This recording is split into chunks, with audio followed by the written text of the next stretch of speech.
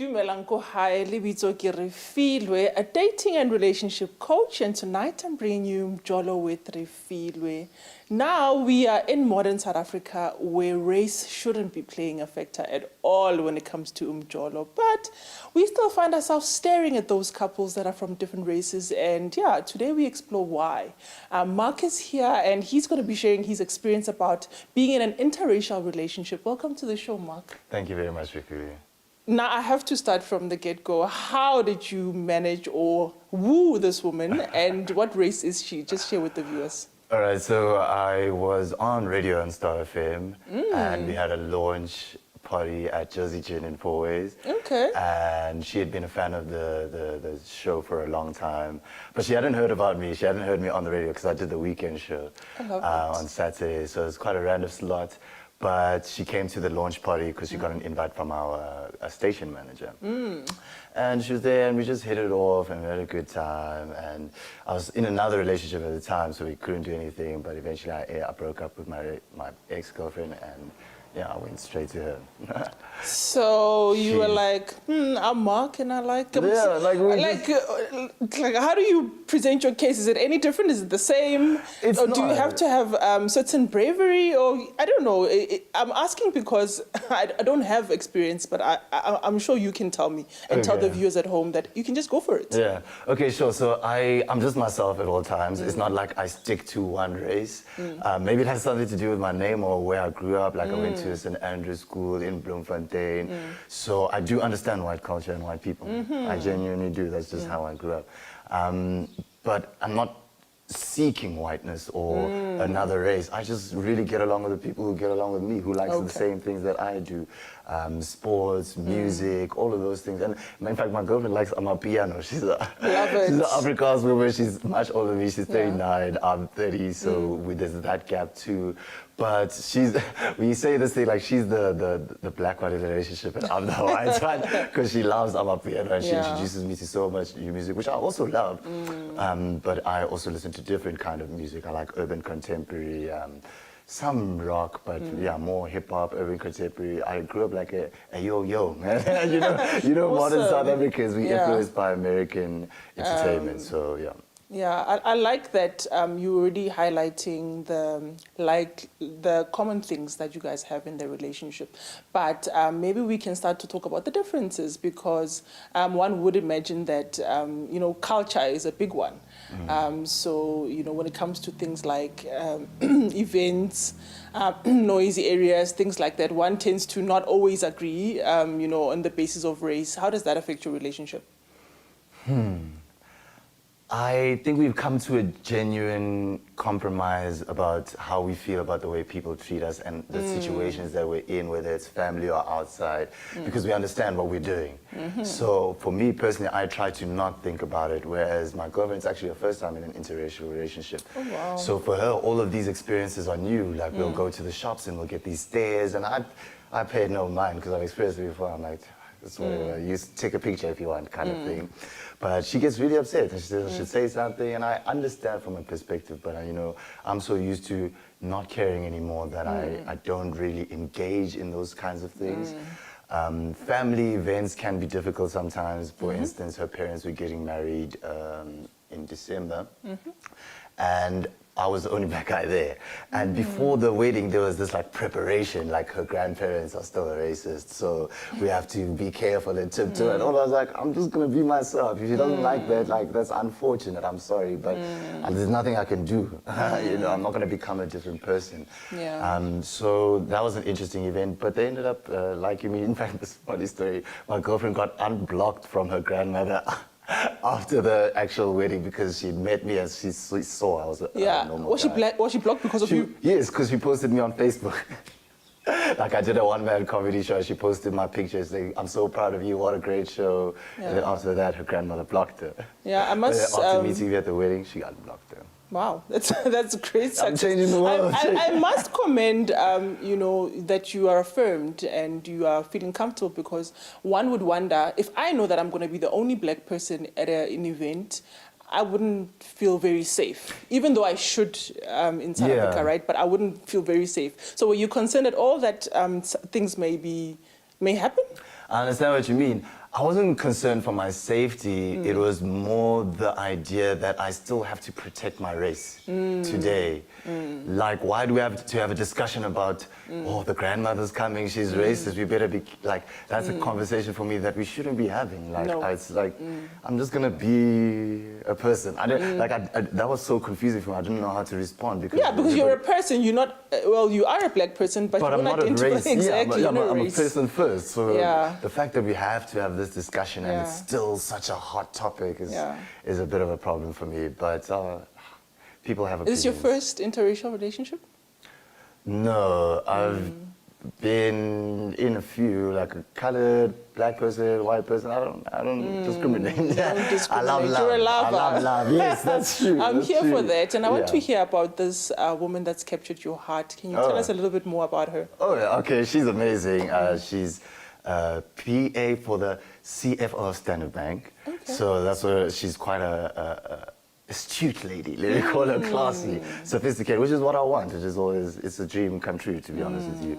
So it's been a hard relationship in the sense that there are so many differences we've had to fight through, and we also have our own interpersonal differences that we still have to deal with in a, let's say same race relationship that you still have to deal with. So we've had our difficulties, but we want the same things, and we truly feel like we are meant for each other. So it makes going through the hard parts easy because we always have love to come back to. No matter what's happening around, we're always like, oh, but this is the point at the end of the day, so let's go back to that. And I think that helps to fight through the storms. Okay. I know there can be a lot of storms, which we'll talk about Yeah. after that. Let's go for a quick ad break. And when we get back, I want to ask Mark about the successes or things that he finds particularly interesting in being in an interracial relationship. Don't go away.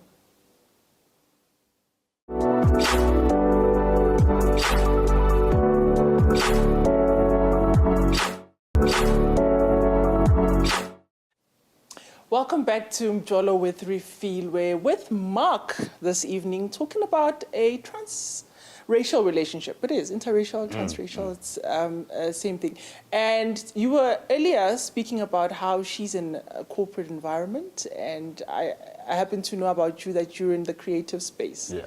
So how do you guys find time for love, and how do you guys come together where, it comes to everyday relationship things? Yes, that's what I mentioned about our own interpersonal struggles. That's probably the most difficult part about our relationship, because my job is primarily at night. I'm a stand-up comedian, so I perform at night and she works during the day. So, for example, I'll give you the perfect example. Valentine's Day, we were going to have a dinner date and we were going to do the whole Valentine's Day thing, but then I got booked for a show on that day. And I have to go do the show. So it's a nice thing because it's a comedy show and it's a Valentine's themed comedy event, but for her it still feels like I'm at work. I'm not present with her, and I won't be present with her because I'll be working and I'm focused on my work at the time. But we can still have fun. This is what I believe about my career and being a leader in a relationship, is that I can show you a good life even in work. And corporate world can be tough and stressful, and there's so many rules and regulations and lines to follow, whereas like I'm just walking without being led. I go with where the universe tells me to go, and I think that's a direction I want to take in my relationship, but that also means she kind of has to change the way she's seen her whole life. And for her, somebody just laying in bed reading all day, it doesn't look like work. And it doesn't, but that helps me so much in my work, It's a complication, but I think we both understand what we're doing, and she is interested in the arts as well. I feel like if she had a choice, she had a daughter, so she had to provide, whereas I'm still a single man, I can take more risks. So if she had a choice, I think she would like a life in the arts and entertainment, because like I said, we met at a radio show launch. So she is interested in my career field. It's just planning and timing of things that we want to do that can be a little bit difficult. No, I understand that. And have you introduced her to your world in terms of family and your friendship circle? And how's that been? Because I know acceptance is first within us, right? We accept and we live a life, but we want our friends and our families to accept those that we love as well. How has that experience been for you? It's been good. My mother is the type of mother who doesn't care who I love as long as it's making me happy. She says I can even love a cat. I was like, it's not legal, Ma, but I understand. I understand the sentiment. So I introduced my girlfriend to my mother on my 30th birthday, which was last year, October. Oh, wow. And they met and they hit off. Like, they're very similar. I guess that's why I like her. They're both very funny and good, loving women. But yeah, my mother loves her more than she loves me, I think, because they talk, they have their own private conversations that I'm not even involved in, and they'll send each other pictures of stuff. My mother's profile picture is me and my girlfriend right now. Love it. Love it, Mama. And when we met, like, my mom pushed me out of the way just to hug my girlfriend because of this picture. Like, no, I know you already. Yeah. So it's a good thing on my side. I don't know how it's going to be when I go to Emakaya to see my grandfather, etc. Because so that's going to be a thing that we're going to have to work around. I'm going to have to be like a translator of some sorts. So I'm interested to see how that's going to go. But she will meet my grandfather. It's the type of relationship where I wanted to go all the way. Okay. I love that, you know, you'll have the support now on both sides. So you spoke about you guys having your own issues like any other couple. So now knowing that there's acceptance on his side, I mean, on her side and as well as your side, gives that cushioning to the relationship itself. Yeah. And, you know, do you still get stares when you walk down the street from strangers? Yes, definitely, definitely. And the problem that we really have is sometimes we get treated badly because we're in an interracial relationship. Tell us more. And you know what saddens me about it really, and I'm just going to be blatantly honest, is that it usually comes from Abantu Bamnyama. And I don't know why. It's at places like Tills, at Mr. Price or Checkers. There's an animosity. And as if it's that she stole me from black people thing, or I'm throwing away my culture by being with a white person, but there's this unspoken tension at times, and we try to be fun and bubbly people because we both like that, but at some point you just gotta be like, you get sick of it, you know. So that's a thing that we genuinely speak about, is one of the things that we say when we encounter it, we must confront it and bring it up, make it awkward if that needs to be, because it shouldn't be happening. But I imagine that it exhausts you guys. It does, it's so tiring. Because relationships are exhausting on their own. Now having this added layer of having the perception that, like you're saying, that, you know, she took umuntu wethu, or the other way around, where they feel like, okay, yes, or she's abandoning her culture and, you know, who she was meant to date, whoever that was, that we know doesn't exist. So how do you make sure that you always bring it back to the two of you? Because on some level, I mean, you don't want to have to protect your race, but you do in some way, because you don't want to find yourself now in a place where you don't know who you are, or you are compromising who you are for the sake of the relationship. Are these thoughts that you've had? Not really. I know myself very well, and I believe she knows herself very well. And we know what it is. We know that racism exists. You know, we're two grown-ups. We've seen this before. And we, like I said, we always come back to love. The reason why we're together. We want to enjoy each other's company, regardless of how other people feel about it. People will have opinions whether it's interracial or not. Ours, we feel a little bit more and we experience a little bit more, but it doesn't dampen the relationship itself. It just makes us angry, and then we kind of like get upset, like you should have said something, or no, I just let it go because it's just too much, because then I'd have to, every person who stays, like, why are you looking at us? Why are you looking at us? Why? That's what I'll spend my day doing at the mall. So that's why I tend to let it go, but she wants to fight. She wants to beat people up. She's so over it, but I think it's also because it's her first experience of an interracial relationship. Eventually, so she's still where she feels like she needs to protect you because you are who she loves. Yeah, 100%, which is cute. No, I get it. You know, earlier you said you've been also in relationships with all other races. And to somebody who doesn't know at home, is there a difference when you're dating a colored woman, a white woman, a black woman? Yes, yes. Other than, okay, now you are relieved from tenga iweave. Are there other differences? Yes, okay, definitely. So the first one is white privilege is evident. You have a much better lifestyle in a white home. It's just the way it is. I'm sorry. I wish it was different, but that comes up. And it's not to say that I haven't experienced wealth. My father is a very wealthy person. He's a physiologist. Oh, wow. So I know wealth, but it's just in my history, I tend to have a better lifestyle around white women. My lifestyle is upgraded in a way, whereas in Randburg when I'm with when I was with my black girlfriend, you know, and we're living in a bachelor apartment, and there's nothing wrong with that. Like I was happy, I was cool. Like money is not a big factor in my life, but these are the differences. But in terms of person to person, I mean, every human is different. Like it's like wine. Like pinotage can taste different from Merlot, but it'll still get you drunk. Okay, I want to talk more, but let's take a quick ad break, because when we come back, he's going to be telling us about differences as well as similarities in different settings when you are dating in or outside of your race, rather. Don't go away.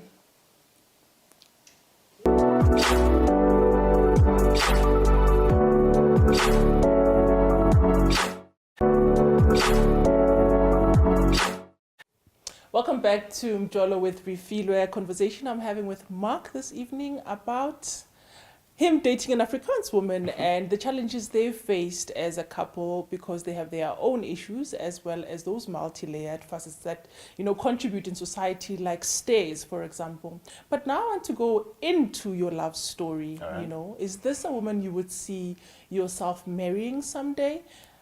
Yeah, definitely. Okay, without preempting a lot, how do you think that looks like in terms of honoring tradition? Because you've got to obviously pay lobola. Is this something, you know, you've thought about or spoken to her about? Would her family be open to things like that? All those things. Yeah, she's very open to it. Like, she's been researching Zulu wedding ceremony processes and Okay. Yeah. So she's genuinely engaged in the culture. Like I said, she likes African music. She's just a person, the salt of the earth. You know, somebody who's from Africa. Her race doesn't change the fact that she's from here. So yeah, we've definitely spoken about that. I've spoken to it about it to my mother, and she's also very much willing to be a part of the process. And obviously, my uncles have to get involved. So I would lobola her and all the rest, but it's just one of those things where we have to see how we do it, because our dynamic is so different. The fact that she has a child. Yes, talk to me about that, because, you know, Umjolo, it's another thing, because you've added these other layers. You've added, you know, a woman that is a mom, and you've added a woman that's a different race. You've added a woman that's older than you. I like a challenge, Refiloe. I like And it sounds like you've risen to it, but I mean, tell us, because some people, they feel like, you know, one would look at that and like, you know, it is baggage. Well, we know that, you know, it's up to you. So what is your experience with it, and what is your intention with the life that you've now chosen to live together as, you know, a modern family, as one would call it? Okay, well, to start off with the child, I guess I'm in a good position because her father is still present. Her father provides for her, does everything she needs for the child. So I guess I basically get to be like a cool uncle. Nice. Cool Uncle Mark, that's all I am. So I'll engage with her, I'll have fun with her, we'll watch musicals and movies together, and I'll instill some discipline sometimes, but it's not my role. So it's just boundaries and those kinds of things. So I don't feel that pressure of meaning the ubaba, you know, I don't have that feeling inside me. I genuinely just feel like I can be another role figure in her life that she can look up to, who's a decent person, you know. So that's the aspect of the child. And in terms of all the other complications, in terms of what we would do with regards to like ulobola and those kinds of things, I'll just take it as it comes. I'll honestly just take it as it comes, because I've never been married. I don't know what the process is like. So yeah, we'll see. You'll see as time goes on. Is it different that she's older? Yes, but I chose that. I prefer more mature people. People have told me I've got an old soul. So I connect more to older people in general. Like a lot of my friends are older than I am. So it doesn't surprise me that she is. But obviously you do think about those things like children of your own, and will she still be able to? But I think we'll be fine. She's a healthy person. So just hoping for the best, and And again, to people watching at home, you know, they feel like, okay, maybe I wouldn't have considered a relationship with somebody outside of my race, because for me, the weight of having to, explain myself or protect my the person that I love or whatever, And what are the things you could say they could be missing out on because they are so focused on, I'm a black person, I need to date a black person, So what has this done for you as a person in terms of opening you up to different cultures that you can share with the viewer? Okay, well, like I mentioned, I've always been an open person. So I think the value of that is learning that there's no one set way of doing anything, regardless of what it is, whether it's the person you want to date, whether it's the friends you want to have, whether it's the places you want to go. There is no set rule book. So you need to figure out what is your goal. Does this person match your goal? And are you willing to work to keep that goal intact? Because what you said earlier is that you didn't seek whiteness, you just saw an attractive woman. And I like what likes me. You like what likes you, Yeah. and you went there and you felt like you could. Yeah. Because, we don't want to be ignorant of the fact that other people can't, because things like English are still a barrier. Yes. Because I do feel like I like her, but what am I going to say? Yeah. And I'm That's asking true. her out and things like that. So any parting words that you've got for our viewer? Just believe. I'm a big believer in love. I think it's possible. I think we live in a day and age where people want to have multiple partners and do all these things. And I think you can find somebody and commit and have a beautiful life together. That's it for me. And then, just come watch my stand-up comedy shows. Oh, please, do let them know your every social- Wednesday at Vivizela North Riding, we have stand-up comedy. So come there every single Wednesday, 7 p.m. It's absolutely free. Great comics from all over South Africa. You'll love it. That's it. Instagram, if you really want, is at Malcolm Refiloe. But other than that, I want people to go out again, Refiloe. That's my big drive. I think From the pandemic has yeah. kept people in, and there's an easy source of entertainment. But kumnandi ngaphandle, come join us. Kumnandi ngaphandle, says Mark. He's, managed to even score himself a beautiful Afrikaans woman. Yeah. And we wish you well in your relationship. Now, Thank you, when Refiloe. it comes to interracial relationships, you at home, it's very easy to just count yourself out, not having a realization that your soulmate could be of a different race.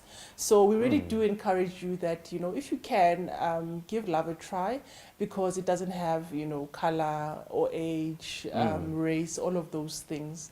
And that is all we have time for on Mjolo with Refiloe this week. Catch us again next week. Same time, same place. Hi, Beboroko.